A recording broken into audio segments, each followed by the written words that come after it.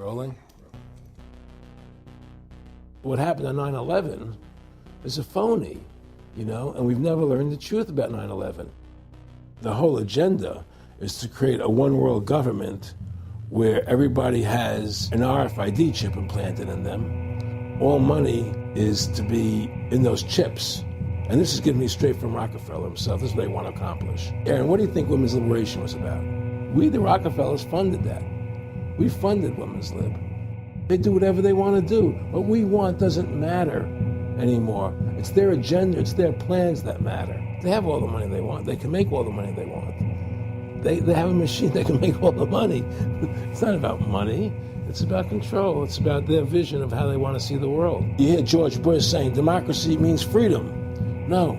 Democracy equals New World Order. I believe God put me on this earth to be the best person I could be, and put everybody on this earth to be the best they can be. You have to stand up for what's right in life. And unless you do that, you're nothing.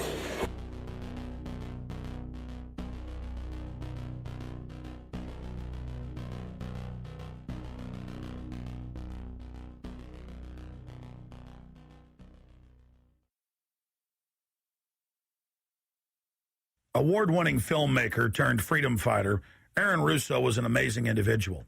He'd been battling cancer for more than 3.5 years when he began making America Freedom to Fascism, that he shot, directed, edited, pretty much on his own with just the help of a few people. An amazing individual. A long life of award-winning films, of hard work, and for standing up for the Bill of Rights and Constitution. When we first went and shot this interview, I put it out on the web for free. But parts of it have never been seen. So here today, you're going to have a chance to see the in-depth interview, the final interview with Aaron Russo. But his important work lives on. He made one of the definitive films exposing the elite that control this nation and the world, the private Federal Reserve. And the information he put out 2 years ago rings more true today than ever. And his film, America Freedom to Fascism, and Mad as Hell, and the other great works he did just continue like ripples in a pond to light bushfires in the minds of men and women everywhere. So this film is dedicated to the one, the only, Aaron Russo. You rolling? I'm honored to be interviewed by Alex Jones, a truth seeker, fighting for justice in America. Now he's charming me. He's getting me all smiley. Aaron, when did you start to think something was wrong in the world, or start to find out about the whole banking cartel and the Federal Reserve System, the New World Order? Well, that was a progression of events.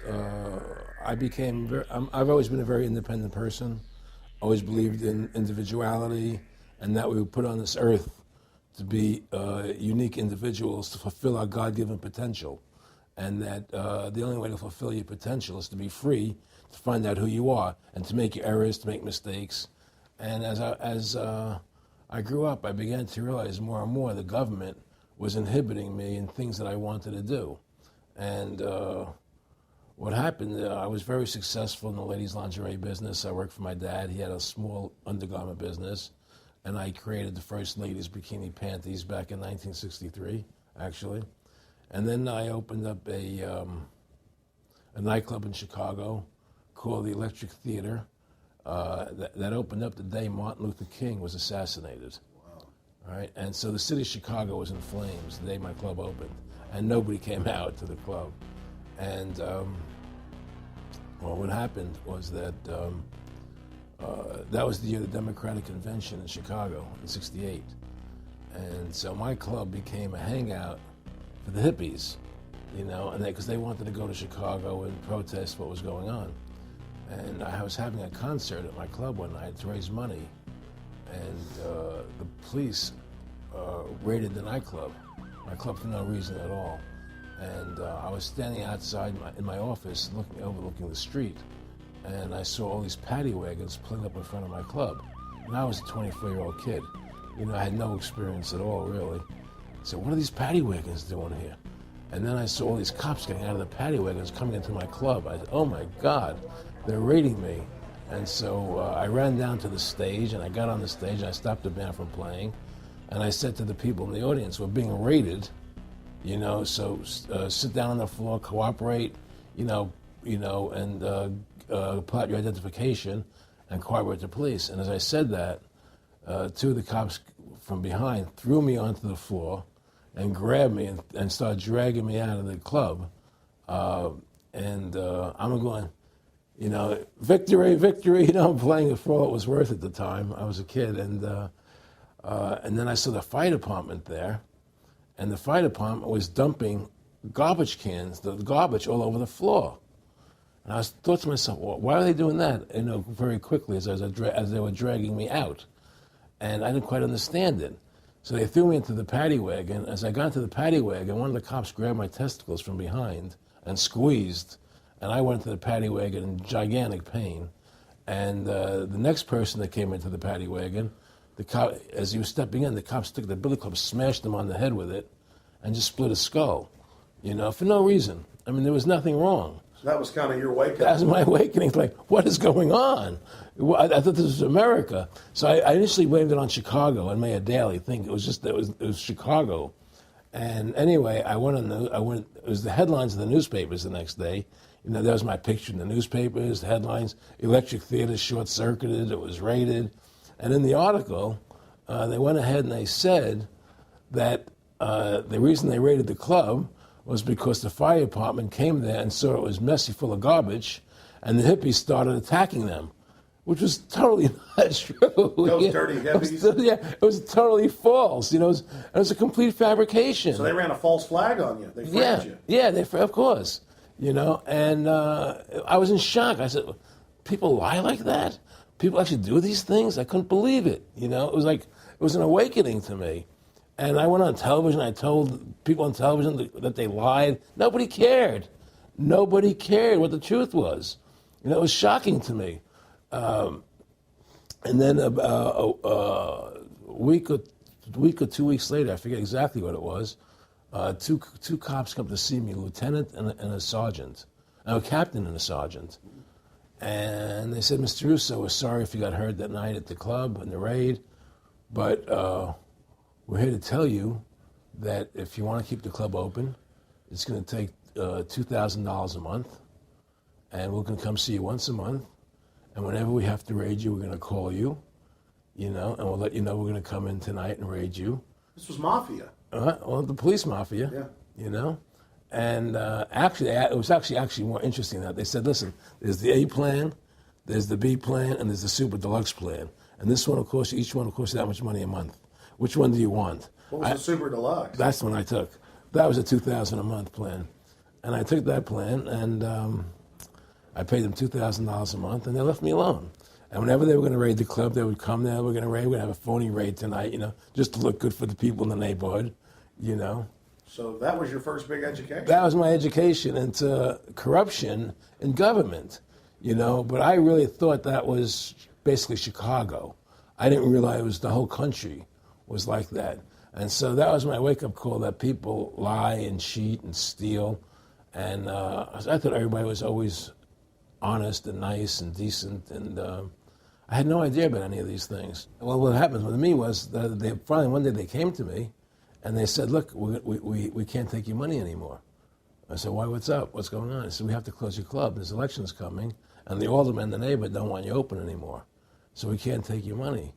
So I had to go to court and fight them, and they were trying to close the club. And then one night there was a fire, and the club never reopened again. The club just closed, and that was the end of the club. And they burned me down. And that was the end of my experience. And then I moved back to New York, where I met Bette Midler, and I ran into her at a little nightclub she was playing called The Improv, and I thought she was fabulous. And through a series of events, I began managing her. And as soon as I started managing her, her career took off like a rocket. You know, it was just fortuitous, I guess. And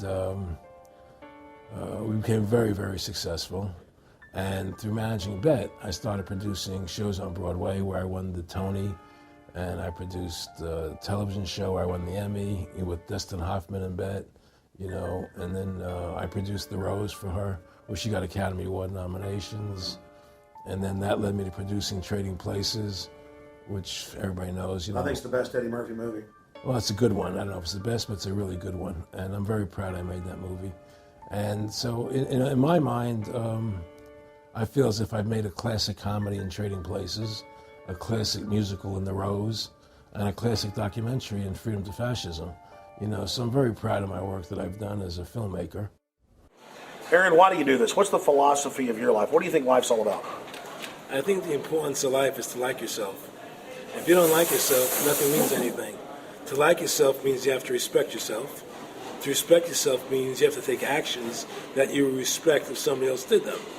And what's the point of living if you don't like who you are? You can have all the money in the world, and if you look in the mirror and you don't like what you see there, what's the point of it? So to me, the most important thing is that I like who I am, and that I take actions that I would respect if somebody else did them. That you live a life of character, honesty, truthfulness, and I believe that a person has the ability to mold their character like a sculptor can mold a piece of clay. You know, there's no saying their leopard never changed in spots. I don't believe that. I believe people have the total ability to mold their character into what they choose to be in their life, what their ideals are. And that's what I try to do with my life. I am not the same person today as I was 30 years ago. I've changed a lot because I wanted to be something better than what I was before. And my philosophy is that you have to like yourself, you have to be a decent person with character and integrity and honor. And that's what's important. Back in the late 80s, I was a pretty big silver trader and gold trader. And I don't think I've ever told this story on tape before. I was a pretty big silver and gold trader. And I always paid my taxes, and I took what was a legal tax deduction on my silver trades. And a few years later, I think it was 88 or 89 or something, the IRS claimed that what I did, and other people did as well, was now illegal. We couldn't do it anymore. But they made it retroactive. I said, what do you mean retroactive? It was legal then. I did what was legal. I said, yeah, but now we're making it illegal retroactively. And that's not good. So you owe us $600,000 or $800,000. For what? It was legal. How could you make something retroactive? Change the law backwards in time. It makes no sense. Well, we're doing it. And so everybody said they can't do that. So we went to court, a class action lawsuit. And the judge agreed with the IRS and said they could do it retroactively. And that's when I knew that there was something wrong in America with the IRS and the system here, you know. Aaron, you were telling me this story last night, and before you even finished saying, in the late 80s, the tax law, I said retroactive.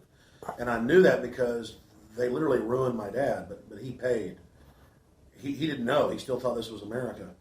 And it was legal tax law, what you're supposed to do. They said retroactively you owe, and with not just retroactive, but they said you also have penalties and interest. That's right. So how do you have penalties and interest on something when they retroactively change the law?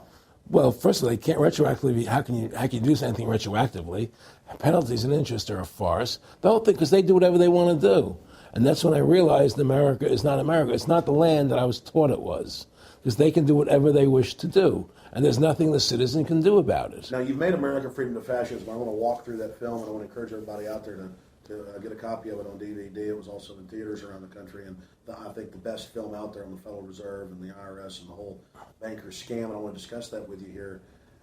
But I wanted to go back a little bit to the point that we discussed last night, where you don't advise people to not pay. And I do the same thing. People say, well, wait, you're saying it's a scam, but you're saying go ahead and pay it. And I like the way you summed it up. Well, it's really fairly simple. I mean, since making that movie, you know, many people come to me and ask me whether they should pay their income taxes or not, you know, and I never advise people not to pay. And the reason I tell them, I said, look, I've done a lot of research. The Supreme Court has ruled that the IRS has no authority. The 16th Amendment did not give the IRS the authority to tax your labor and your wages. That's a fact. All right, the Supreme Court is the law of the land, you know, and the IRS does not trump the Supreme Court. However, that being the case, the fact is, if the mafia would come to you and say, we want $2,000 a month or we're going to hurt you, I would not advise you not to pay them, because you may get hurt by not paying them. Whether it's legal or not doesn't necessarily matter. You're going to get hurt if you don't. It's the same thing with the IRS. They can hurt you. They can put you in jail. They can torture you. So if you don't pay them, you may get hurt. So I never advise people not to pay. You know, I tell people, yeah, pay your taxes. Look what happened to Congressman Hansen. Yeah, Congressman Hansen's a great example. Pay your taxes. But you know what? Shut down the Federal Reserve System, and eventually you won't have to pay those taxes anymore. See, the IRS is a symptom of the problem. The real problem is the banking industry and the bankers in this country. That's where the real problem lies. That's the root of our problem. That's why we've lost America, okay? So, yeah, pay your taxes, because if you don't pay them, you might get hurt. And I've heard all the arguments, you know, what tax protesters say and so on and so forth. And I don't call them tax protesters. I call them the tax honesty movement, because they're being honest, you know, at least. But the fact of the matter is, you're being forced, you're being compelled to pay it because you're facing jail sentences, you're facing time, you're facing corruption of the courts if you don't pay, right? And so you pay it, because you just like you'd pay the mafia. But with the mafia, at least you have the government to call and try and help you to get past the mafia, to protect you. Here you have nobody to protect you. The American people are living in a matrix.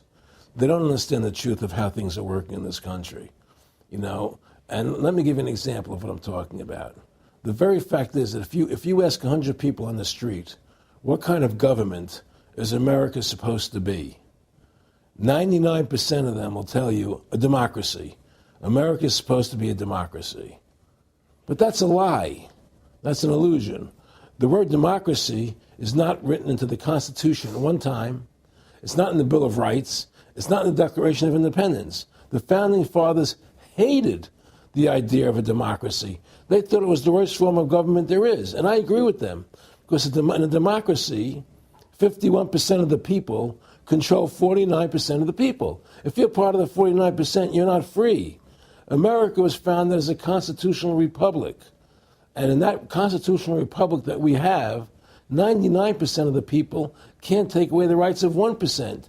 You have your rights because you were born with them. You have God-given human rights that nobody can take away from you. The government, the majority, no matter who they are, I can't take away your rights.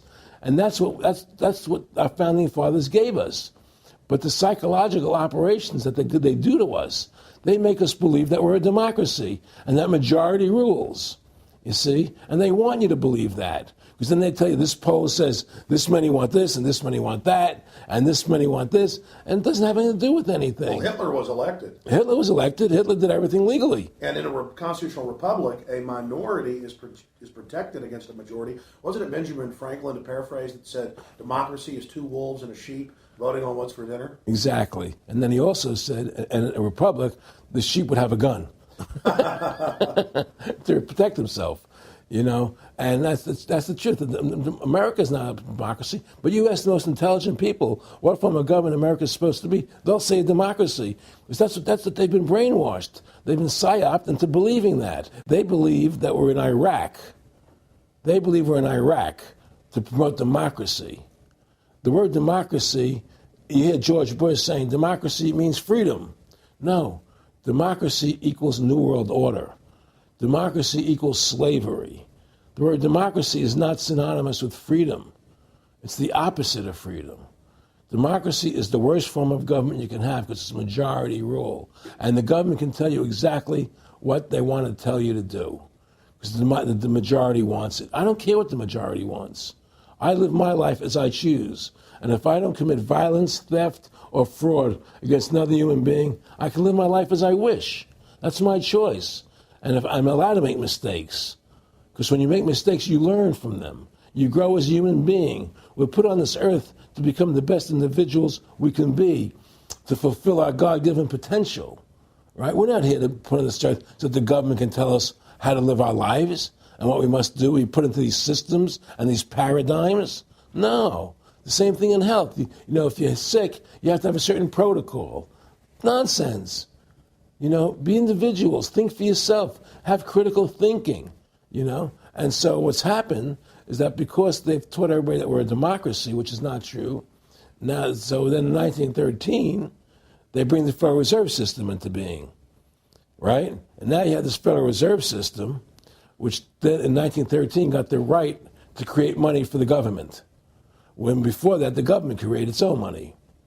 Now the government, when it needed money, had to borrow it from this private bank called the Federal Reserve, which is a private bank owned by individuals, incorporated in Delaware. And so what happens is now the government borrows money from them to fund the government. Then the government says, well, we have to pay these people interest. How are we going to pay them interest? Let's impose a tax on the labor of the American people, which never existed before, to pay the interest to the bankers. In fact, in 1980, Ronald Reagan said not 1 red cent of your income tax money goes to run the country. It all goes to the Federal Reserve.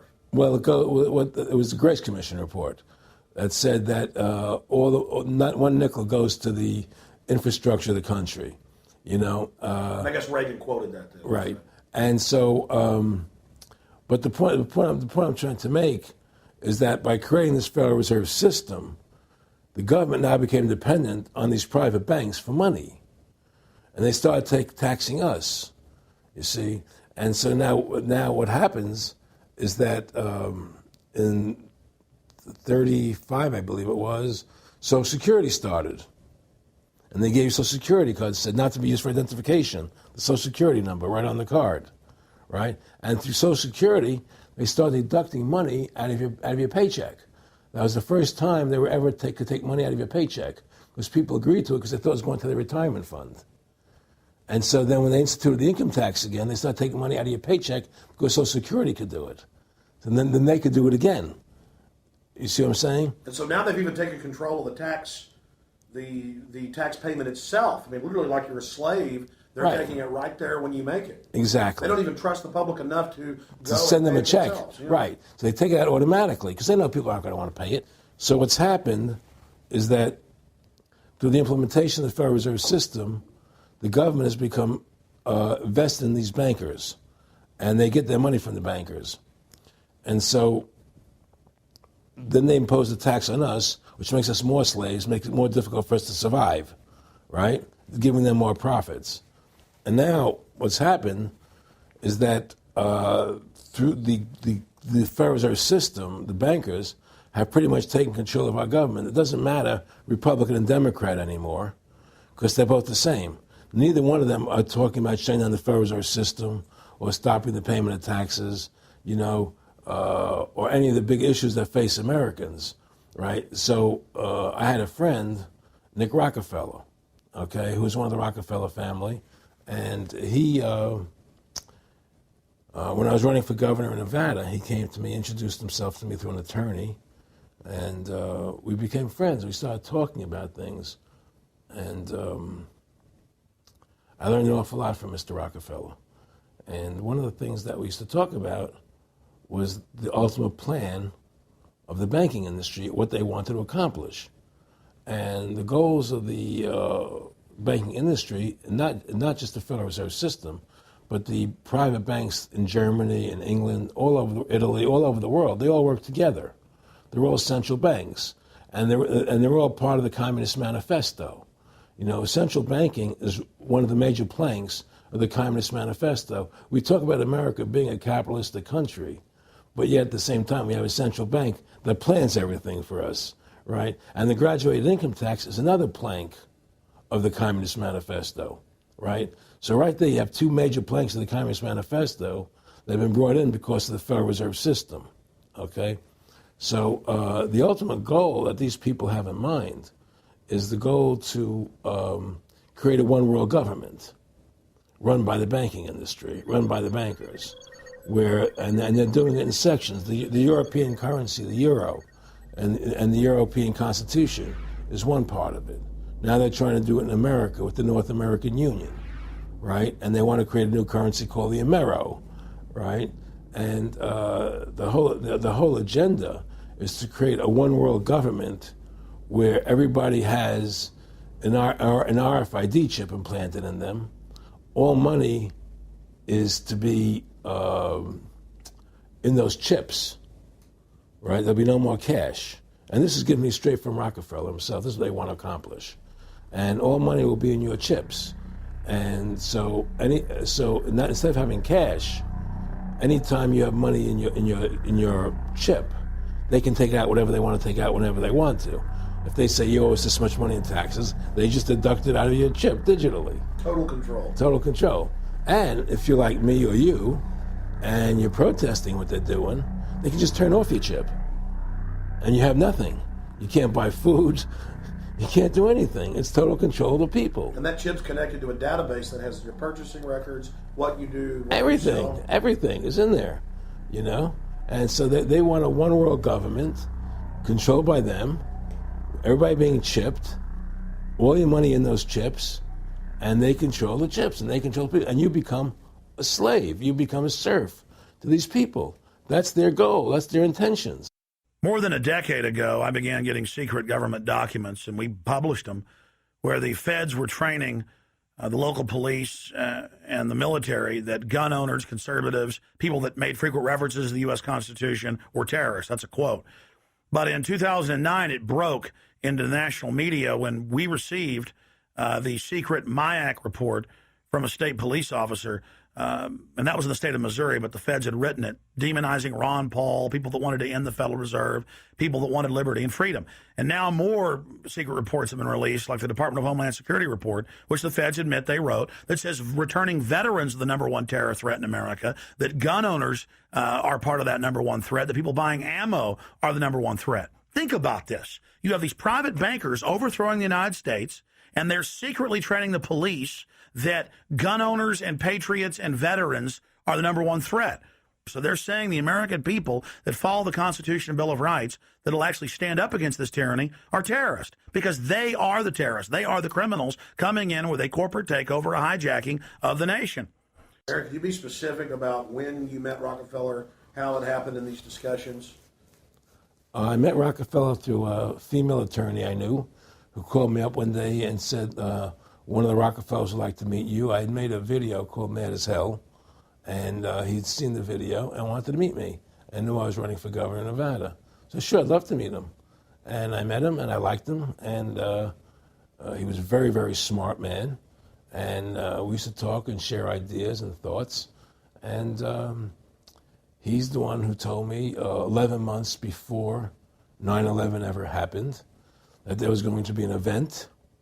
Never told him what the event was going to be, but there was going to be an event, and out of that event, we were going to invade Afghanistan to run pipelines from the Caspian Sea. We were going to invade Iraq, you know, to take over the oil fields, establish a base in the Middle East, and make it all part of the New World Order. And we'd go after Chavez in Venezuela. And sure enough, later, 9/11 happened, and I remember he was telling me how how you're going to see soldiers looking in caves for people in Afghanistan and Pakistan and all these places. And there's going to be this war on terror, which is no real enemy. And the whole thing is a giant hoax, you know, but it's a way for the government to take over the American people. He told you it was going to be a hoax. Oh, yeah. Oh, yeah. There's no question. He says, there's going to be war on terror. And he's just laughing. There's no, who are we fighting? I mean, why do you think 9/11 happened and then nothing's happened since then? Do you think that our security is so great here that these people who pulled off 9/11, who were able to, can't knock down another plane? Come on, it's ridiculous. 9/11 was done by people in our own government and our own banking system to perpetuate the fear of the American people into subordinating themselves to anything the government wants them to do. That's what it's about, and to create this war, this endless war on terror. And that's why and that was the first lie. And the next lie was going into Iraq, you know, to get Saddam Hussein out with his weapons of mass destruction. That was the next lie. Now, specifically, this was a little over 6 years ago? This was 11 months before 9/11. Yeah. And Nick Rockefeller, who's a lawyer, he's become your friend over the previous years, and he's saying to you that there's going to be this big event, and then out of that we're going to have a war on terror, and it's just going to go on and on. Right, an endless war on terror without any real enemy. That you can never, so you can never define a winner. And did he say that it's going to be perfect because you can't define an enemy? It just goes on? Yeah, because you can't define a winner. There's no one to beat, so it goes on and on forever. and they can do whatever they want. They scare the hell out of the American public. Look, this whole war on terror is a fraud. It's a farce. It's very difficult to say it out loud because people are intimidated against saying it. Because if you say it, they want to make you into a nutcase. But the truth has to come out. That's why I'm doing this interview. The fact of the matter happens to be that the whole war on terror is a fraud. It's a farce. Yeah, there's a war going on in Iraq because we invaded Iraq. And people over there fighting, But the war on terror, it's a joke, And until we discover what really happened on 9/11 and who was responsible for 9/11, because that's where the war on terror emanates from. That's where it comes from. It was 9/11 that allowed this war on terror to begin. And until we get to the bottom root of 9/11, the truth of 9/11, we'll never know about the war on terror. Aaron, you said that he was, and I think it's important, and I know this about the Rockefellers from Dr. Dennis Cuddy and many others who literally, you'll be 20 years old in a lunch line at college, and it was David Rockefeller. And they're experts at recruiting and getting what they call players, and that clearly he was, I want to make it specific and just get you to reiterate what you said last night about you got 30% of the vote, you were having an effect, you made mad as hell, they knew that you'd started the Constitution Party, They knew that you were somebody who was taking action and getting things done, you'd already made some big films, had a lot of other successes, right. So they were trying to recruit you, and didn't it come down to the point of, hey, we are here to recruit you, and don't worry, your chip's going to say, don't mess with us. This guy's don't touch. Yeah, yes, that did happen. I was definitely being recruited, but it's more subtle than that. Well, in your words, just go through the process, and then what he said. Well, what it is remember, we were friends, and he used to come to my house a lot. We'd have dinner, we'd talk, and he'd tell me about business investments that he'd get involved in, or they would help me with this business investment or that business investment. And was I interested in joining the Council on Foreign Relations? I would have to get a letter to join them, but was I interested in that? And, just stuff, leading you on. And I used to say to him that I never really did that because that wasn't where I was coming from. As much as I like you, Nick, your ways and my ways, we're on the opposite side of the fence. I don't believe in enslaving people, And he would come back with, "Oh, I do." Or? Well, it would be more like, it's better for them. Well, it's more like, how do I put it? It was like, what do you care about them? What do you care about those people? What difference does it make to you? Take care of your own life. Do the best you can for you and your family. What do the rest of the people mean to you? They don't mean anything to you. They're just serfs. They're just people. It was just a lack of caring, and that's just not who I was. It was just sort of like cold, It was just like cold, And I used to say to him, what's the point of all this? You have all the money in the world you need. You have all the power you need. What's the point? What's the end goal? And he said the end goal is to get everybody chipped, to control the whole society. To have the bankers, the elite people, the bankers and some governor controlling the world. And I said, do all the people in the Council on Foreign Relations believe this way you do? He said, no. Most of them believe they're doing the right thing. A lot of them believe it's better off being socialistic. We have to convince people that socialism is really capitalism. Because America is becoming a socialist country. It's a communist country today. And here we are years later after Aaron Russo points out that this is not a capitalist or free market country, but is really socialist. In fact, here's the cover of Newsweek. We are all socialists now. But this isn't the socialism the public thinks it is, where the government robs from the rich to give to the poor. Actually, it's always the big banks, the elites throughout history that fund socialism. They want to use the middle class's money to basically domesticate the working class and expand the size of government so it can basically, in the end game, eradicate the middle class and have a giant submass of uneducated slaves who have no chance of ever rebelling against the tyranny, and a tiny elite in control of it all. And that is the very nature of this New World Order system. They are using big government to strangle competition, to take control of the people, to break up the family, to basically set up a global plantation or neo-feudalist state? Well, one of the things they told me was that he was at the house one night, and we were talking, and he started laughing. He said, "Aaron, what do you think women's liberation was about?" And I said, I had pretty conventional thinking about it at that point. I said, I think it's about women having the right to work, getting equal pay with men, just like they won the right to vote, you know? And he started to laugh. He said, "You're an idiot." And I said, "Why am I an idiot?" He said, let me tell you what that was about. We, the Rockefellers, funded that.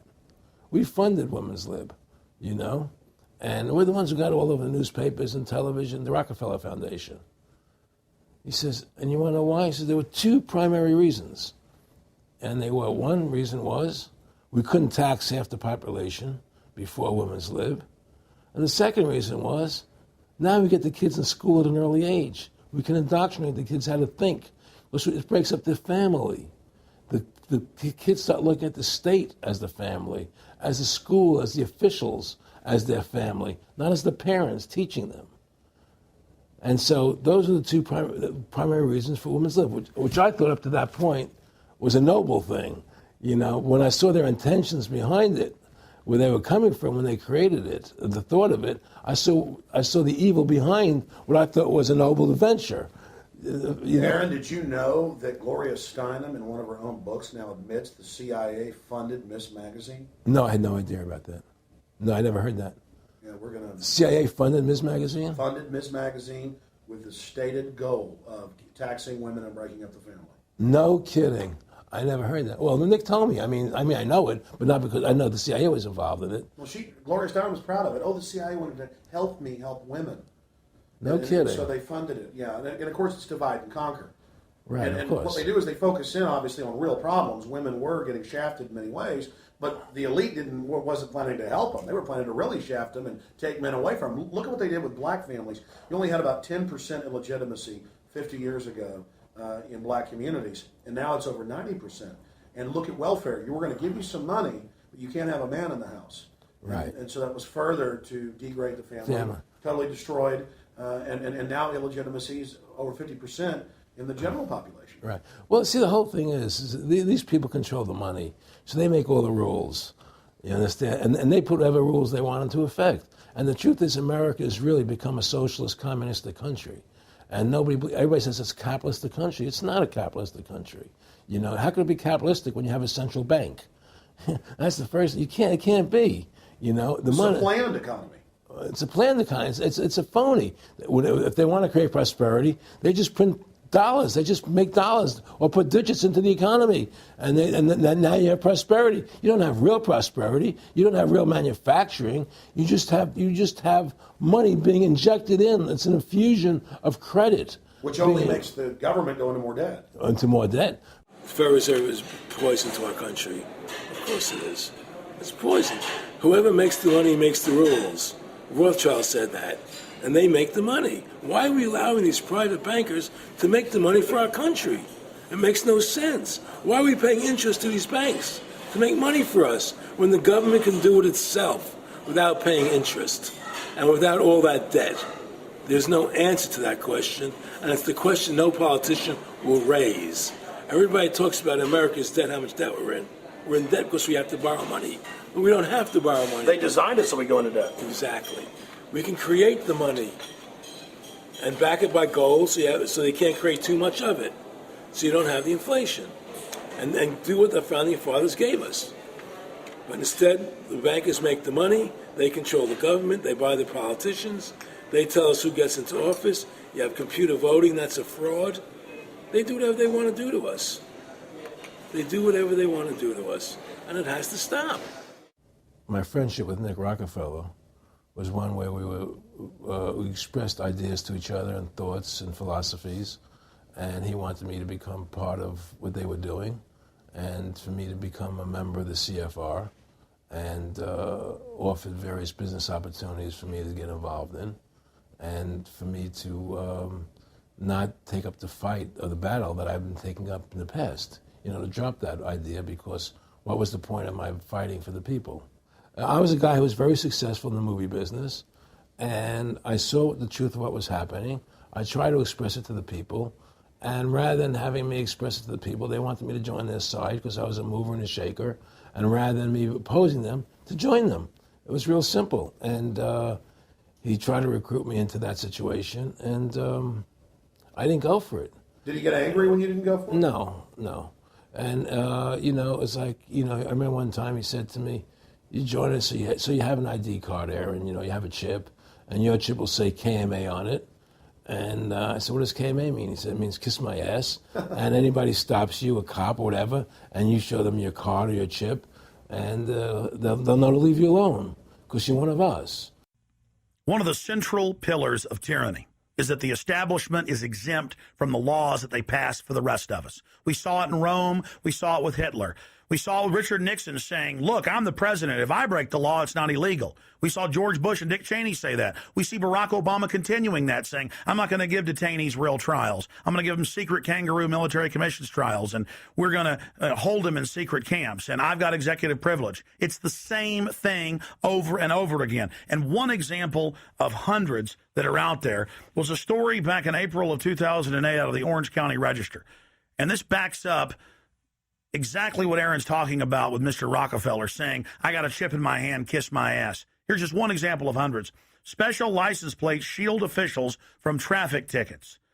And it goes on to say that 996,000 plus vehicles in California are exempt from no insurance, reckless driving, speeding, running through toll booths, running red lights, on and on and on. And who is it? It's state employees. It's federal employees that can go and get exempt. It's police. It's government bureaucrats above the very laws they try to enforce on us. This is tyranny. And so literally all over the nation, they've tried to pass it in Texas but failed. They want it where the police are above the law, where the government officials are above the law, where they have immunity, where they can't be prosecuted for crimes. Congress exempts itself from most of the tax laws and other laws that they put on the rest of us. They're exempt from Social Security, and they get a pension that pays out on average 5 times what citizens get. Again, it's already happening. So the chip in the hand and saying they're above the law under the guise of national security, that's what the 1947 National Security Act and now this whole Homeland Security system is all about. Why are you fighting for the people for? What is that about? The people are just, they have to be ruled. They have to be, the Constitution, what you're standing for is only for a few people. It's only a few individuals that can live that way, and we believe that it's best for society to be ruled by an elite people who control everything. And I said, I don't believe that. I believe God put me on this earth to be the best person I could be and put everybody on this earth to be the best they can be, not to be a slave and a sheep to you and these people. And I don't understand why you want to control everything. What is the need for that, And I asked them, do all the people in the Council of Foreign Relations feel the same way you feel? He said, no, a lot of them think they're doing the right thing. They think that socialism is the best way to go. They think that, that they're doing the right thing. But the people at the top, they all know the truth of what's happening. And that's what it is. So it's compartmentalized within the elite structure as well. Of course it is. Of course it is. I mean, all the people that are in the CFR, was that 2,000-3,000 people? I forget, like Dan Rather. They don't know what's going on. They join the CFR because it's prestigious. They think it's good for business. It's good for this. They don't know what's really happening. The evil that comes out of it, that's emanating out of it, and to me, the biggest evil is what's happening right now, because what happened on 9/11 is a phony, and we've never learned the truth about 9/11. That's the question I wanted to follow up on. He tells you 11 months before there's going to be an event, all this is going to happen. What did you think on the morning of 9/11? Where were you, and did you think about Nick Rockefeller and what he had told you when you saw those towers fall? No, I was actually in Tahiti when 9/11 happened, and I got a call from my son. And my son said, the Twin Towers, they were just attacked, and they were falling down or something. So what are you talking? I was in Tahiti. I was asleep. And he said, yeah, they were hit by a plane, da-da-da-da. And so where I lived, where I was in Tahiti, there was no television, so I had to run the other side of the island to a hotel where they had, and it was all on television, and that's when I first saw the stuff on TV about it. And I didn't immediately equate it to Nick, but when I realized that we're going to go into Afghanistan, Iraq, and as that developed, I realized what it was. How could there be a war on terror and actually say that we're having a war against terrorism and leave the borders wide open?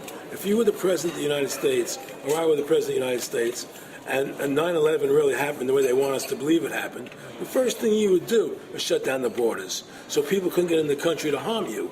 But they left the borders wide open because the bankers want the borders open because they want a one-world government. They want a North American Union. They don't want borders here.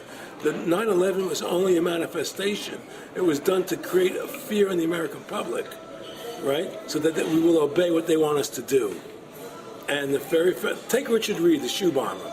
Here's a guy who was 6'6", ugly as could be. I heard he smelled. Okay, he sits in coach on a plane, lighting matches to put his shoe on fire, surrounded by people. It's idiotic.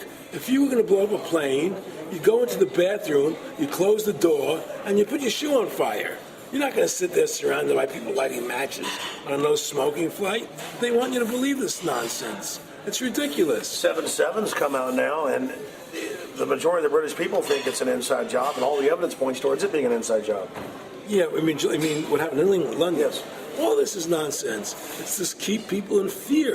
It's this endless war on terrorism that doesn't really exist, so people will submit to whatever the government wants them to submit to. Searches, check your shoes, have ID cards, put chips in you, where you become servants to the elite. That's what this is all about, Restore America's republic to what it's supposed to be, get the bankers out of our government, get the bankers out of our government. Government should stop borrowing money from the banks. Government should make its own money, restore the republic, individual freedoms. That's what this country's about. And until we do that, we're gonna be slaves. I mean, to me, I see people like Bill O'Reilly on television, right? And I see how much they control the media. Like there was this girl on Bill O'Reilly the other night from an organization saying the world can't wait. And this girl was spot on. Everything she was saying was the truth. And all Bill O'Reilly could do was call her a lunatic. He couldn't challenge the facts. They just call people names. They can't, and until we just find that, look, this world, we're heading into a world of danger, possible nuclear wars, because the banking industry is trying to take over the world. 9/11 is the beginning of the war on terror. That war on terror is leading us into Iraq, which is the next lie. So you had the lie of 9/11, how that happened. Nobody knows how Building 7 came down. Okay, we know 9/11 was a fraud. The American people don't know it, but more and more of them are believing it. Okay, so that was the first lie. Besides the inception, I'm not going back to the inception of the Federal Reserve, that original lie. But 9/11 was the first lie in this present state we're in. 9/11 is the kickoff of the war against the American people and the people of the world. 9/11 was a phony. It's a fraud. It didn't happen the way they told us it happened. Now, because of 9/11, we then had the authority to go into Afghanistan and Iraq. Iraq didn't have weapons of mass destruction. Okay? So that was the next lie. Now they're talking about going into Iran. Now, how would you feel if you were Iran and you had this big, powerful country, America, go into your next-door neighbor, take over their oil fields, right? Wouldn't you be worried that what they were going to do to you? Of course you're going to be worried. But the people of America don't think about it from Iran's point of view. They think about it from our point of view. So now we're going to send more troops into Iraq and keep building up because they want Iraq and the Middle East to become part of the New World Order. And Iraq was using, Saddam wanted to start using euros instead of dollars, right? He was messing up their whole consumption. Iran wants to start using euros instead of dollars. They have. Okay?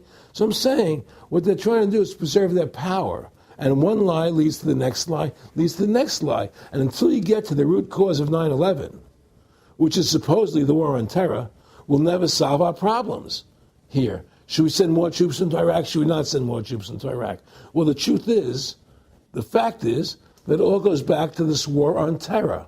Where did 9/11 come from? That's the root cause of everything.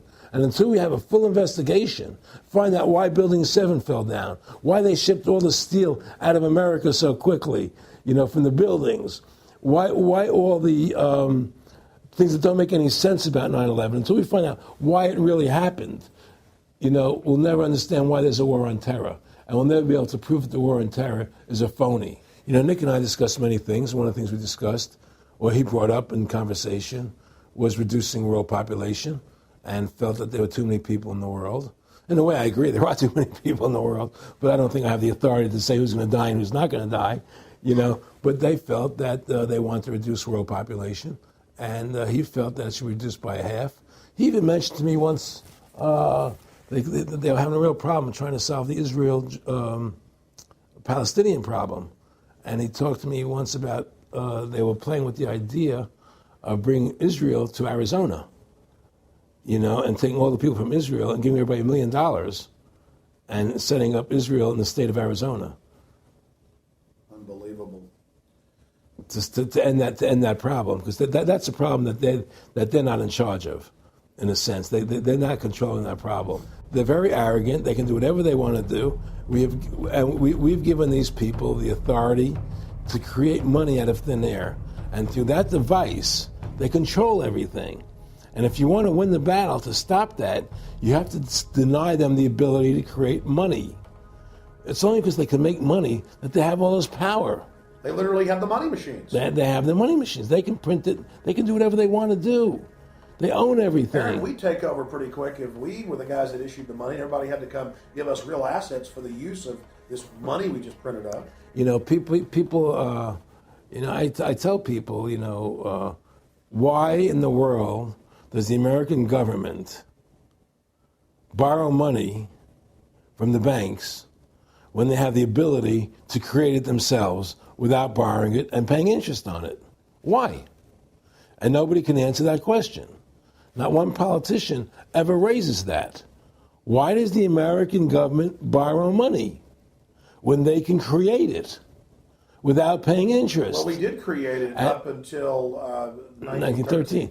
And so people say, well, because if the American government does it, it'll create inflation. That's the answer. I say, well, let's look at it. The American government has the Federal Reserve do it, which creates the same inflation as if they did it. But also with the inflation, now you're getting massive debt. So with the Federal Reserve, you have inflation and debt. Now, if the American government made the money, backed by gold, which limited the amount they could make, you wouldn't have debt and you wouldn't have inflation. But inflation was only about 50% from the 1780s, I've looked it up, until the late 1800s. And then we have the central banks already trying to cause some panics, which they then used to push the Federal Reserve. And if we look at inflation since 1913 into 2007, it's exponential. In fact, $1 is worth about 2 pennies to what it was worth in 1913. Federal Reserve Chairman, former Federal Reserve Chairman Alan Greenspan, doubled the money supply from 2000 to 2006. And then Edward Bernanke, the new Fed chief, came in and said he was going to double it again in the next 2 years. And then he said, now I'm going to make the money supply numbers secret. And so now we don't even know. Right. But the evidence is they are just, in the curve of inflation, it gradually grows. And then suddenly at a point, it goes straight up. And it seems it's parabolic, yeah. Parabolic. But the thing is that the only thing I disagree with you on from early 1800 to 1913, there was no inflation other than during the Civil War. When Lincoln was well, I'm talking about how much $1 was worth. And I know it never changed. There was no inflation. In that whole 100 years, there was no inflation. People knew what the money was worth. They could retire. They knew what it would cost them to live their lives out. There was no problem. It was only since 1913 when the Fed came in that we created massive inflation and massive debt. So then what you said earlier, then there really wasn't inflation. There was no inflation. So you don't get inflation when the government issues the money, at least in the U.S. history. Well, not if it's backed by gold. Well, exactly. But I'm talking about, and I did look this up, and I believe that if you look after the country was set up, and some of the things that happened with Andrew Jackson and the rest of it, there were points where it spiked and there were manipulations. There were points, mostly during the Civil War. Yeah. And that's because Lincoln printed so much money. Exactly. That's right. But once that ended, but basically there was no inflation other than that during that short period of time. I mean, a loaf of bread was a loaf, of course, the same thing. People could plan their lives. Today, they planned inflation. Now you have two parents working. They can't afford to pay for their family anymore. The kids are going to state-run schools now. The kids are being indoctrinated how to think. They're being given Ritalin. They're being given all these drugs. The whole country's being dumbed down. It's all because of the Federal Reserve System. And the Federal Reserve System and these bankers are responsible for the demise of America. And if we ever want to win this battle, you must shut down the Federal Reserve System. And we must shut down these bankers and restore sound money to this country. Will you talk a little bit about some of the families that own the private Federal Reserve, the stock in it? And I mean, obviously, you say you're not a big expert on Bilderberg Group, but you talk about how it's the same system worldwide. It is the same families. They meet and kind of set the policy each year, and then it goes to the Royal Institute of International Affairs in England, it goes to the CFR in the U.S., and then these are their management bodies where they wield control, really the de facto Congresses over the nation. So, I mean, I would like to get you to speak some about the families that own and run the Federal Reserve, and if you can't connect it into these other international bodies. Well, I can't speak to those families because I can only speak about, what I know for fact. Everything else is speculation, and I don't like to speculate. I know about Rockefeller because I was friends with him. We talked about it, and I can tell you firsthand. What did Rockefeller tell you about the Federal Reserve and their family owning part of it? Well, he said the New York Fed is the main controlling interest of the Federal Reserve System. They control the bulk of it. So the New York Fed is really the Federal Reserve System. Even though there's 12 different banks, it's run by the New York Fed. And the New York Fed is basically the Federal Reserve System. So who's ever running the New York Fed is where, and the families that control it, control the New York Fed. And they're the main engine behind the Federal Reserve System. And that's a wing of the Bank of England. Well, the Bank of England and the Federal Reserve are partners, and the Bank of England is a private bank, and so is the Bundesbank in Germany, and the bank of all the banks of the G8 countries are all private banks. They're private central banks. And look, what happened in Europe? Didn't Europe vote down the European Constitution? Yes. They're still doing it. Didn't they vote down the euro? They're still doing it. They don't care what the people vote. They do whatever they want to do. What we want doesn't matter anymore. It's their agenda, it's their plans that matter. Isn't that prima facie evidence of a tyranny? Well, there's no question we're in tyranny. There's no question we're living in a world where the American citizen is no longer a free individual human being to do the things that they wish to do. We're slaves, and it's getting worse. What do we got to do to bring these people down? In my opinion, you must shut down the Federal Reserve System.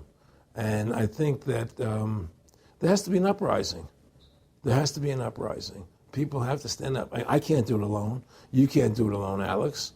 And we need to get a majority of people, not a majority of people, but It was 5% won the war against the British, a highly motivated group. But I agree, people have got to get angry first.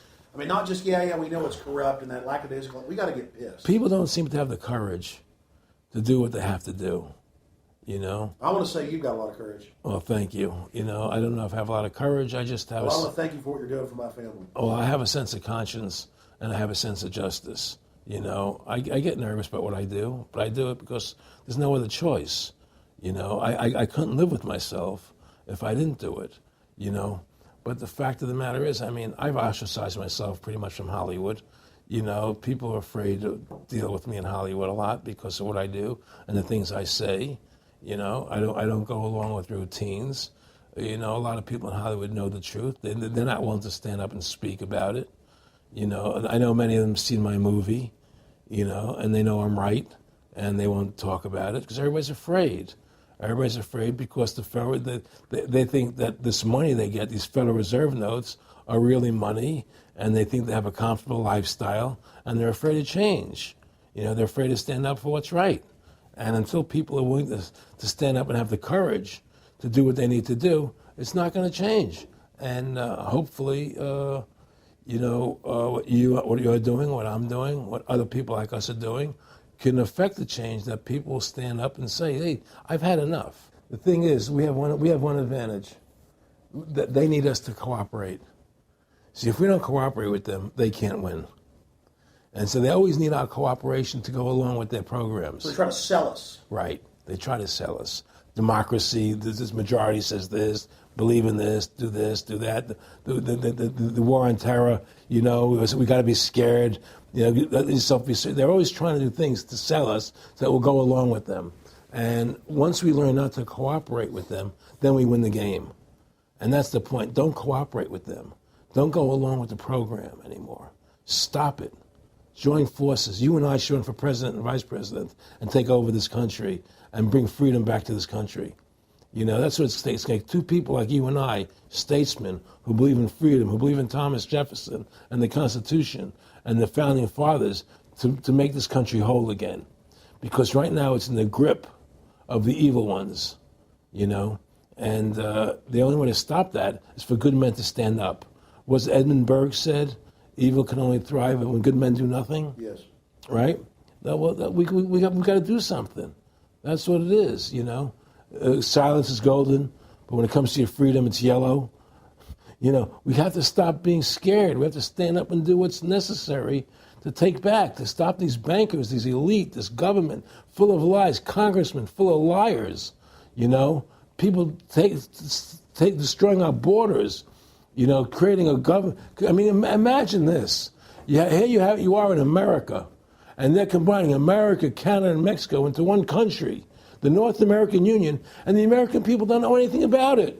It's not even in the press. They'd rather talk about Rosie O'Donnell and Donald Trump calling each other names than discussing the fact that we're merging into one country. The press doesn't even report it. Or that Paris Hilton doesn't wear underwear. Yeah, Britney Spears. But I mean, who cares? I mean, the fact of the matter happens to be that tells you how controlled the media is. Here you are combining America, Canada, and Mexico into one country, and you don't see it in the press. Unless maybe it's Lou Dobbs. But you don't see it in the press. You just don't see it. It should be the top story everywhere. Everywhere, and not a word about it, really. Why? That tells you there's the evidence that it's controlled. They don't want the American people to know what's going on. That's why they don't protect our borders. That's why we're losing our Constitution, the very document that secures our freedoms. There is a rising tide against it. There is a rising tide, but we have to mobilize. We have to mobilize. And we have to get all the good people in this country to stand together and say, I'm not going to take it anymore. Well, I think if you analyze the situation, and if you realize that since the Federal Reserve has come into being in 1913, illegally, without a constitutional amendment, by bribing a few senators during Christmas vacation, they turned over the most important power that the American government has, the creation and issuance of money, to a private bank. Through that private bank issuing money, they have destroyed this country. They have destroyed the purchasing power of the money in this country. They've created social programs that are destroying this country.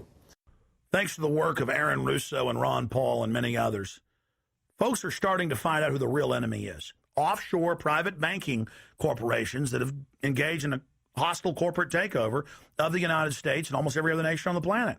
And the private Federal Reserve is their beachhead here in the United States. Ron Paul has introduced H.R. 1207 that at time of taping has over 87 sponsors just to audit the private Federal Reserve that arrogantly says it's above all U.S. laws and above all three branches of government and that no law enforcement can investigate them. I mean, how asinine is that? How above the law is that? How ridiculous is that? Everybody else gets audited. Nobody else is above the law but them, this group of plutocrats, this group of polycentric bankers that are setting up this neo-feudal world system. Now, they've taken over our government, both Republicans and Democrats. There's no difference anymore between the two parties. They control both parties. It doesn't matter to them which one wins, because who's ever running for president will be someone they anoint, okay? Whether it's Hillary Clinton or John McCain running for president next year, they're going to be people that are going to do what they want them to do. And the fact of the matter happens to be that you can't win an election unless you have enough money to win. They make sure who gets the money. The most important point is they control both parties. And the public continues to only focus in on the distraction of the left puppet and the right puppet instead of looking at the puppet masters.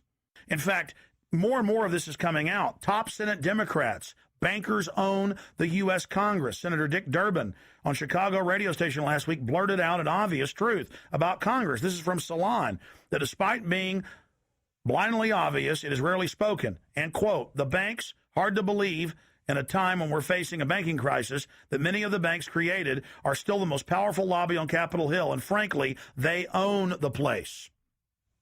So there is one of the most powerful Democrats in the country, top Senate Democrat, saying bankers own the U.S. Congress. It's true. Let's admit it. Let's stop debating the two puppets they put out in front of us, the liberal puppet, the conservative puppet, and then every time we wake up to one of the puppets, they just replace it with another puppet. Let's look past the puppets to the puppet master above them that's controlling the puppets. That's all Aaron Russo and myself and Ron Paul and so many other people are saying. Let's get back to a culture of liberty versus tyranny, not this left-right diversion. You know, when folks are sick of Obama in 4 to 8 years, they're going to put a Republican in, and they'll put out different rhetoric, but carry out the same operation. Because as the top Senate Democrats said, the bankers own the place, even though they engineered the crisis. And make no mistake, they did engineer it by design. Their own documents, their own IMF and World Bank documents admit that. And out of this crisis, they're setting up the new Bank of the World, according to Time Magazine and Newsweek and the Wall Street Journal and just hundreds of publications with headlines like, and now for world government, in the Financial Times of London. They create the crisis and then say, okay, our Ponzi scheme's falling apart and bankrupting you. Give us $12.8 trillion in the first 6 months of the banker bailout. And now they say, we'll set up a Bank of the World you pay your carbon taxes to, and private bankers will rule your life, and we'll pay private greenhouse gas carbon taxes to two firms owned by Al Gore, and this is publicly admitted. I mean, this is how bad the scamming is getting. And we've got to wake up. We've got to say no. We've got to get angry and get in the face of the New World Order. Again, the private offshore bankers own America. They own both parties, but they get you in a rah-rah, Coke versus Pepsi, Redskins versus Cowboys, fight. And you get in this little political fight as followers instead of looking past that to the actual global elite and what they're setting up. So through these bankers attempting to taking over America, knowing that America was the freest nation in the world, it was necessary for them to take over America, take away our gun rights of freedom to bear arms, and create a country where we become slaves. Because once they take over America, the rest of the world becomes a lot easier for them. And so, by creating 9/11, an event to terrify the American people that were being attacked by terrorists, you create a world where there's an enemy that can never be pinpointed. You can never win the battle. It's a 100-year war. It's a never-ending war on terrorism, right? So you're always fighting this war. And through the war on terrorism, which is the 9/11, which is the first lie, then you create the war on terrorism, which is the next lie. Then you create the war in Iraq for weapons of mass destruction, which is the next lie. And it's one lie to the next lie to the next lie. Now it's going to be Iran, the next lie, sending more troops in a surge into Iraq. Think about what Aaron Russo is saying here. The war on terror is a war on the American people and the people of the world. You see, the elites always sell the public on tyranny by attacking a minority that's unliked first, or the outsider. Oh, we're just getting rid of the Bill of Rights and Constitution, having secret arrest and FEMA camps and the Military Commissions Act for foreigners. It's just for them.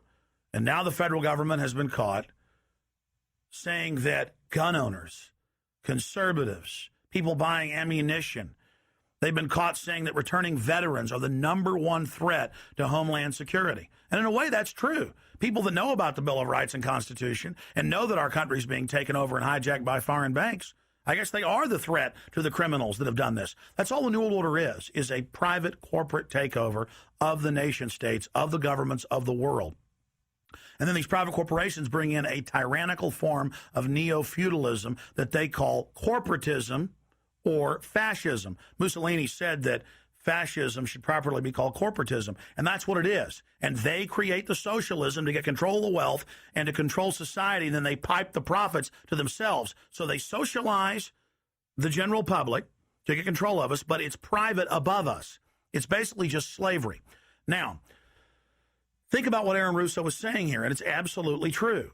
This is a war on the American people. They build Homeland Security, they build the police state in the name of fighting foreign enemies, and then they flip it all around to use it against the American people and the MIAC reports and the DHS reports and the rest of it.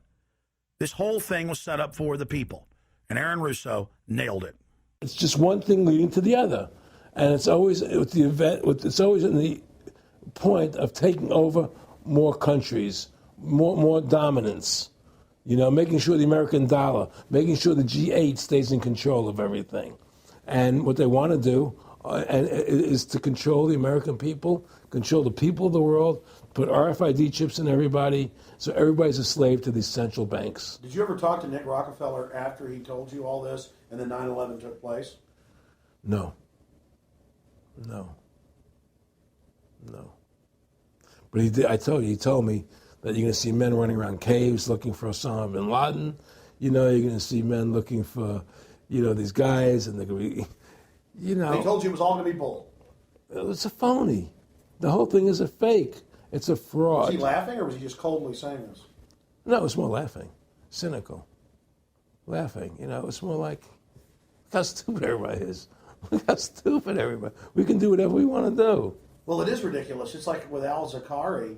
They claim they killed him like 14 times. And then they never said, well, we didn't kill him last time, but we killed him this time. They never even now they're like practicing being ridiculous. Well, what about bin Laden being in the American hospital, getting kidney help? Yeah. Right? In the American hospital, right? They could, if they wanted Osama bin Laden, they could have gotten him. Oh, yeah. He was right in the American, after the coal. Well, every time our troops really would keep catching Taliban leaders, they would be ordered by the generals to let them go. That's come out in the newspapers, but only here or there. And they kept going, and then Pat Tillman was complaining about it, and then he got shot. I talked to his brother. Oh, you did? And then he got shot, and there was a big hero charging Al-Qaeda. No Al-Qaeda, somebody shot him in the back. Look, we're dealing with complete evil. We're dealing with complete evil. And until the American people wake up and say, we don't want this evil in our country anymore, and we want to come back to a country of decency and goodness and integrity and honor, we're going down that road. And that's what it's going to take. It's going to people to stand up and say, we don't want to live in this kind of a world anymore. I believe we should pull all our troops out of Iraq. I believe we should leave other countries alone. Let other countries live their lives the way they choose to. Stop trying to spread democracy around the world, which is the worst form of government there is anyway. Restore our republic to what it's supposed to be, and go back to what the founding fathers gave us, and try and restore that. Restore the republic. Like the point of everything is that we have to mobilize. Each one of us. You and I can't do everything, Alex. You and I may be leaders. We may be out there, and people listen to us, what we have to say, and follow us. But the truth of the matter happens to be, it takes all Americans to stand together, to stand tall, to mobilize and say, we're not going to take this anymore. I'm mad as hell. I'm not going to take it anymore. We're going to stand up and fight the battle. And you and I can't do this alone. We're just leaders of the thing. But other people have to join in with us and stand side by side, shoulder to shoulder, and say, I'm not going to take it anymore. That's what it's going to take to win this effort, and to stop cooperating with the government and with all their rules and regulations, and to wake everybody up, to hand out DVDs of my movie, to hand out DVDs of your movie, to educate everybody to what's going on. Well, if you don't fight the corruption and you don't stand up for what's right in life, you're going to end up being a serf and a slave, and you're leaving your children a world that you wouldn't want to live in yourself. So how can you, in decency, behave that way? You have to stand up for what's right in life. And unless you do that, you're nothing. Well, freedom and liberty is what people really want, and it's time to stop the duplicity of the government from lying to us. You see, many people know the truth of what's happening in this country. They know the truth, like the numbers you gave about 9/11. But they're afraid to stand up. People have to find their courage and stand up and say, I'm not going to take this anymore. I know the truth, and it's like they create a situation where if you tell the truth, you're considered a lunatic. You know, in other words, if someone goes on a TV show and says 9/11's an inside job, oh, you're an idiot, you're crazy. They call you names. You can't be afraid of that. Well, it doesn't work anymore. I mean, they have no facts. Just calling you crazy doesn't make you crazy. Well, we know that. They also go get kooks who are kooks to put them on and then say they represent us. That's right, exactly. Another tactic. Exactly. And Bill O'Reilly's great at that. Sean Hannity is great at that. They just put people on who they can dominate, you know. But why do you think guys like that, they're not stupid? I mean, I've talked to people that know, they know the truth. Why do you think they decide to join the evil? That has to be in their hearts. I mean, I had the opportunity to do that, and then in my heart I couldn't do it. So it has. But I mean, how could you or I consciously be involved in something like putting AIDS virus in black Africans' vaccines? I mean, what the hell? I mean, it's like, we're not good guys either. I mean, I don't think I'm like some special, perfect person. What the hell's wrong with this elite? I mean, what are they running around doing evil? I mean, they just run around continually doing evil. Well, I think a lot of them think they're doing the right thing. I think a lot of them think they're doing the right thing. Not the top elite, but people within the system, you know. But I think that it's all about, as Nick said to me, it's about control and power. They have all the money they want. They can make all the money they want. They have a machine that can make all the money. It's not about money. It's about control. It's about their vision of how they want to see the world in their eyes. And, you know, you and I believe in individuality, in the person being the dominant thing, the individual being the dominant person. Today we live in a world where institutions are dominant, not people. You know, the American, you know, we the people, by the people, for the people. Now it's we the institutions, by the institutions, for the institutions. People are secondary. It's all about corporations and institutions. And the Federal Reserve is the biggest institution in the world. You know, if you ask somebody what's the biggest corporation in the world, they'll say Google or Walmart or Exxon or something. But the biggest corporation in the world is the Federal Reserve System, right? And all the other corporations feed off the nipple of the Federal Reserve System. Well, it's like the Monopoly game. The bank always wins. It has unlimited money. It's not the people playing on the board. Exactly. The bank owns the board, the box, the shelf it's sitting on. But that's because you gave them the ability to make the money. You have to take that away from them. We need to take the bank away from the private bankers. Exactly. You have to take the creation of money away from the private bankers, and you'll solve 95% of your problems. Well, I mean, look at America. 10% growth rates every year like China's having right now. The U.S. had 10% growth rates until the Federal Reserve took over. And then if you look at that, it all starts really going downhill from there. Well, they destroyed the American worker. What they've done, here's what's happened. The Federal Reserve has created this massive inflation in America, which means that the American worker has to keep making more money to keep up with the cost of living. The more money they make to keep with the cost of living, the less competitive they become in the world economy.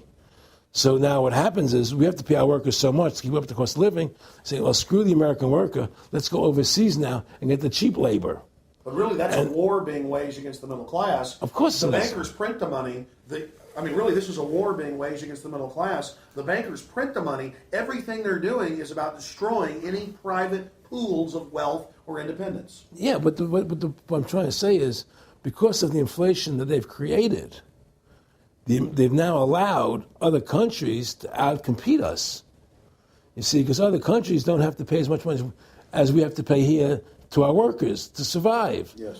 So now we're not competitive anymore. So we've lost our manufacturing base. We've lost our competitive. In the old days, the American worker, you wanted to buy everything American. You wouldn't buy anything from Japan, which was cheap crap. And what does that leave us? It leaves America this military force, and so the elite's giving us a deal. We'll continue to build up your military and give you homeland security jobs, shift your economy over to being the bulldog enforcer of the New World Order. Exactly. You can either and by controlling the economy, they force everybody into that position. That's exactly correct. That's exactly correct. And there's no more manufacturing here. We're a service economy. We do nothing. We provide nothing. We provide nothing to the rest of the world anymore. Well, first of all, Freedom to Fascism is a movie that everybody should see, because we show the fraud of the income tax. We show how judges put people in jail for no reason.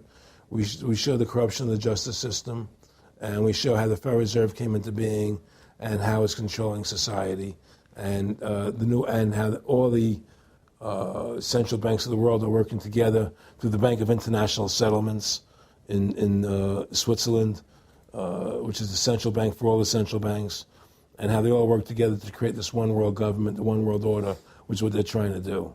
So Freedom to Fascism is a movie just to get you a good basic education about how the world is really working. And I really want everybody to see that movie, critical.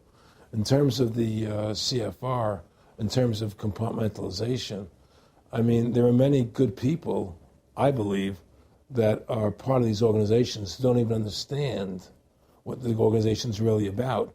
People like when I was in Germany doing cancer treatment, there was a gentleman there who was visiting a friend of his who had cancer, and he was a member of the CFR, and we were talking, and I showed him the movie. He said, "Oh my God, I'm going to resign. I had no idea this was what the CFR was about."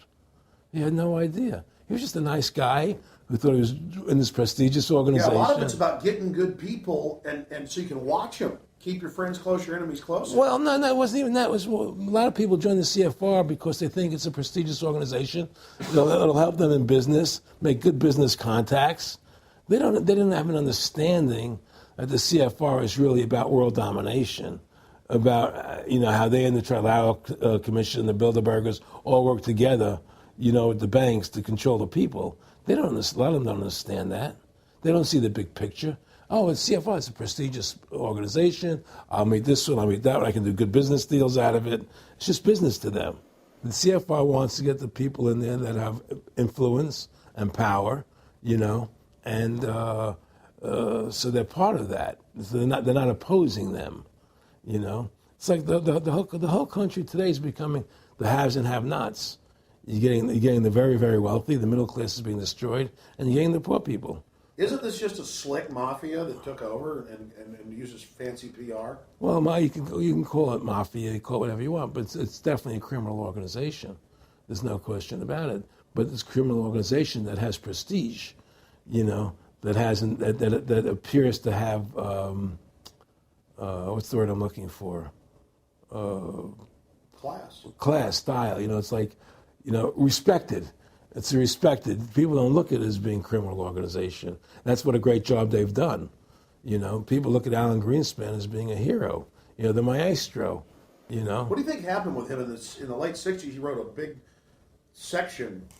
a chapter for Ayn Rand in a book, and he talked about how horrible the Federal Reserve was. We needed a gold standard. Now the bankers are robbing us. And then they literally came and said, "Oh, and you see somebody who made a deal with Beelzebub." Well, exactly. You make a deal with the devil. I mean, it gave him a chance to be one of the most powerful men on the earth, and it gave him a chance to accomplish things he never thought he would accomplish in his life other than that. And it's very seductive. It's a very attractive perfume. I mean, I was attracted when they came to me and spoke to me about it. I thought about it. I was attracted to it, They asked me if I wanted to open up these nightclubs, open up a chain of Baywatch nightclubs, and we'll do this thing, we'll do that, and we can do this. All these things were proposed to me, business ventures. But you know what it is? It was your nature, though. It's the way you are. You couldn't take the deal. Well, I can't do that to people. I just can't be in a position where I can do that to other people. I have a conscience, and my conscience would not permit me to do that. People say I'm very courageous. I don't think I'm courageous. I think I have a conscience, and my conscience doesn't allow me to do that to people. It makes me feel sick. I just don't believe in it. No, I agree. When I do bad things, I feel bad. When I do good things, I feel good. Yeah, exactly. I feel the same way, and I don't know what's going to come out. I don't have that much money, but I've got some money, and it's like, what more do I need? I can go on a trip if I want. I can help pay for my kids to go to school and have my wife, comfortable. How do I go out and screw people so I can have some more junk? Well, money's a funny thing. I was talking to Michael Eisner one day, and I said to Michael, you may have $1 billion, Michael, but they're all dollars. If the dollar goes bad, how much money are you going to have? you know, and that's the thing, you know, everything is denominated in dollars. Everybody thinks in terms of dollars, but the dollar has no value.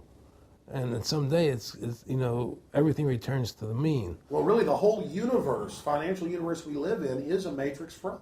Yes, it is. And that's why it's going to come crashing at some point. And they're going to try and hold it up as long as they can. I mean, whenever they want to manipulate the markets, they can. If they want to send the price to go down lower, they can. If they want to send the stock market up, they can. They do that. There's no more free markets. You don't live in a society where free markets rule anymore. You don't live in a capitalistic society. You know? But meanwhile, they say it's capitalistic Right. and free market all day, when really they're waging war financially and politically. Exactly right. Aaron Russo, I want to thank you for this interview. Anything else you want to add? No, I'm happy to do it for you. How about your website? My website, freedomtofascism.com. Go over there, take a look at it, you know. But just, folks, you know, all I can say is, you know, take our country back, restore the Constitution. Don't let these bankers do this to us anymore. Stand up, don't be afraid of them, and do what you got to do, you know. And I have plans in the works, and when I get over my problems, you know, we'll reveal them, you know. And Well, I'll be supportive of that. Thank you, Alex. And listen, you've done a great job alerting people to the truth. And don't. In other words, don't be afraid to be ridiculed by these people. You know, if 9/11 was a phony, and I know it was, then stand up and say it's a phony. Don't be scared to tell the truth.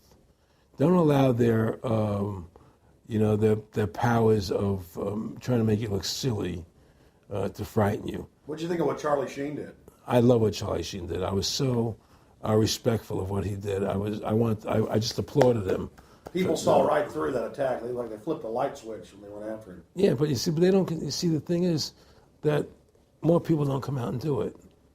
You know, to build that wave. Charlie did it. I'm really proud of the guy. David Lynch did. But the media was smart and didn't bite this time. Right. I mean, a few people have, but they're not picking up on it because they control the media. James Brolin did on The View. I heard that as well. But again, they're not picking Barbara up. Walters looked like she's about to have a heart attack. But they don't pick up on it. You see, they don't allow it to go anywhere. You know, it comes if someone says something, they let it die. You know, but they keep perpetuating. You know, the war on terrorism. They keep perpetuating all these things that are lies. And because we've given the Federal Reserve the money-making power, they control the media, they control the government, and they're all in bed together. So you're fighting all this propaganda all the time, and it's a very difficult fight. Americans, mobilize. Stand together, stand tall. Tell the government you're mad as hell. No longer cooperate with the government. Do not accept the national ID card. Do everything in your power to restore freedom and your individuality back to America. Stop being a country run by the institutions for the institutions. Let's go back to we the people, by the people, for the people, as opposed to we the institution, by the institution, for the institution. Stand up for your individual rights. Stand up for the godliness that's in each and every one of us. Thank you for watching this historic interview with Aaron Russo. Please don't just stand down after watching this film. Research the private Federal Reserve for yourself.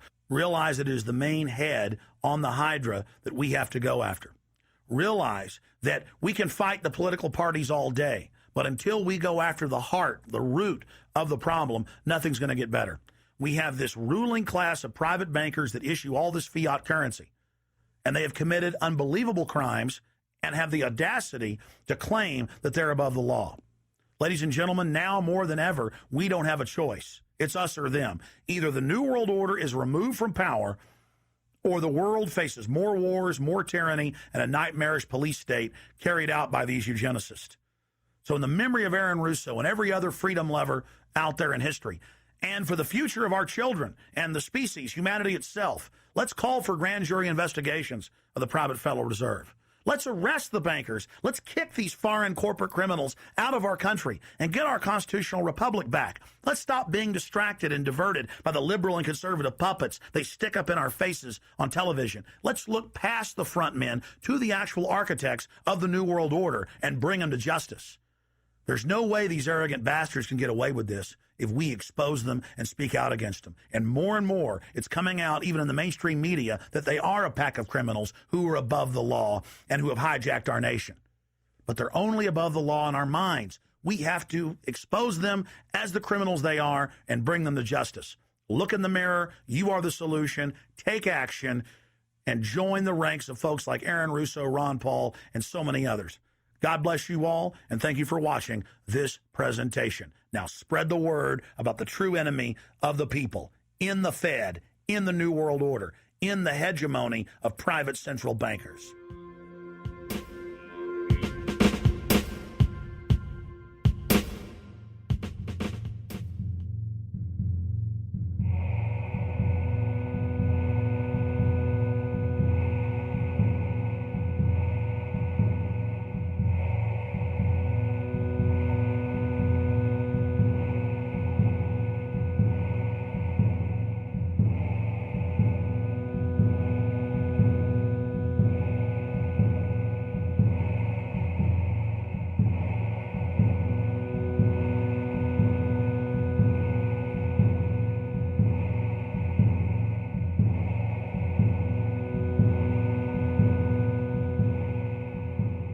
It is a big idea, a new world order. In the near future, Earth is dominated by a powerful world government. It's known as the Bilderberg Group. Could their objective be world domination? For thousands of years, their dark order grew. Now, as they hail the birth of the New World Order, their great dream of exterminating 80% of humanity is at hand.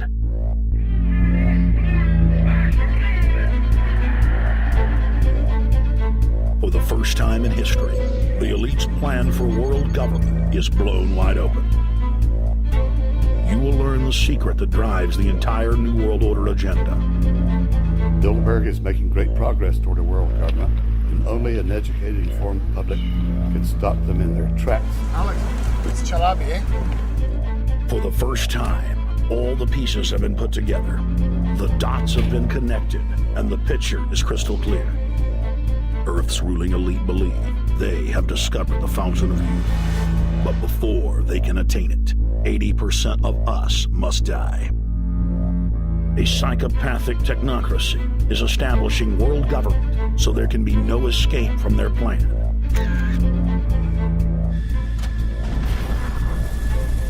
The New World Order is the old world order. I mean, it's just the names have changed, the appearances have changed. Most people have no idea. They're not after money. They have all the money they need. They're after power. That's their aphrodisiac. I was pulled out of a plane in Munich. They interrogated me 4 hours. Some shots were fired. I need you to move off the property. Their great dream of exterminating 80% of humanity is at hand. Endgame. Blueprint for global enslavement. You have been warned.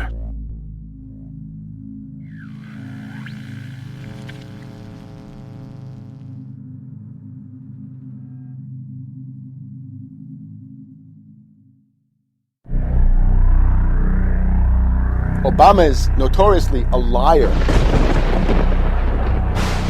We need to go to where the real architecture of government is, and it's not in a president.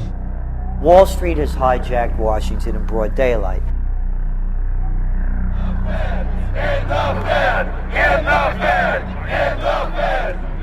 Well, Obama's already fudging.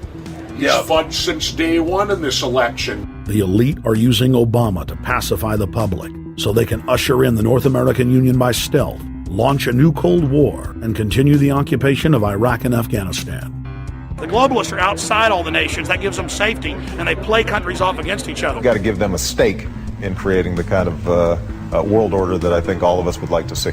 Partnership and cooperation among nations is not a choice. It is the only way. What they're doing is using the existence of the United States to act out their Wall Street fantasies of world domination and maintaining their capital structures and maintaining their system of looting. The fight that this country has been waging since its inception is for the central bankers not to take over the country. President Barack Obama is only the tool of a larger agenda. Senator Obama had a desire to do some meetings.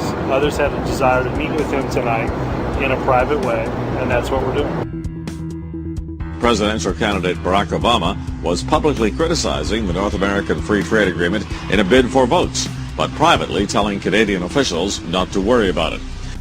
If you talk to our generals, they are desperate for is a civilian counterpart to our military force. What do you call this thing where you get this false sense of gratification, but because a black man is in office, everything's gonna be all right? No, everything's not gonna be all right. So I know how unpopular it is to be seen as helping banks right now, especially when everyone is suffering in part from their bad decisions. I promise you, I get it. The Obama Deception. The Truth Strikes Back. Get your copy of The Obama Deception today at Infowars.com or download it in super high quality at prisonplanet.tv.